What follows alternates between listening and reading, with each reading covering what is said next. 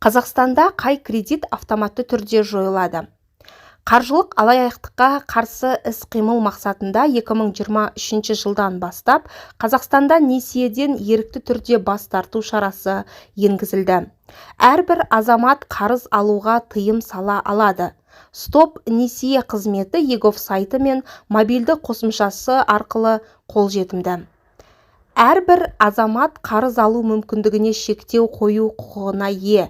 Стоп кредит қызметін қалай пайдалану керектігін қаржы нарығын реттеу және дамыту агенттігінде түсіндірді. Қызметті компьютер арқылы пайдалану үшін келесі қадамдарды орындау қажет. Біріншісі egov.kz сайтына кіріп, жеке кабинетке тіркелу. Екіншісі қызметтер бөлімінде банктік қарыздар мен микрокредиттерді алудан ерікті түрде бас тарту қызметін таңдап онлайн тапсырыс беру.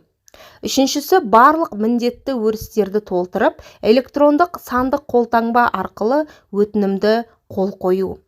Төртіншісі жеке кабинетте қызметтерді алу тарихы бөлімінде сұрау нәтижесі туралы хабарламамен танысу. Мобильді қосымша арқылы қызметті пайдалану үшін. Бірінші egov мобильді қосымшасын ашу. Екіншісі қызметтер бөлімінде салықтар мен қаржы бөлімін таңдау. Үшінші банктік қарыздар мен микрокредиттерді алудан ерікті түрде бас тарт бөлімін таңдаңыз. Төртіншісі қажетті деректерді толтырып, сұрауды электронды түрде қол қойыңыз. Осыдан кейін сіздің кредиттік тарихыңызда қарыз алу құқығынан бас тартқаныңыз туралы белгі пайда болады. Кредиттік ұйымдар кредиттік бюролардан ақпарат сұратқанда бұл шектеу көрініп, қарыз беру туралы шешім қабылданбайды. Егер сіздің келісіміңсіз қарыз рәсімделсе, жеке шектеуге қарамастан қарыз автоматты түрде жойылады. Бұл қызметті кез келген уақытта өшіріп тастау оңай.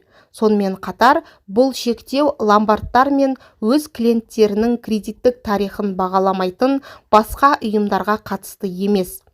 2024 жылдың 30 желтоқсанына дейін стоп кредит қызметін 920 мыңнан астам азамат пайдаланған.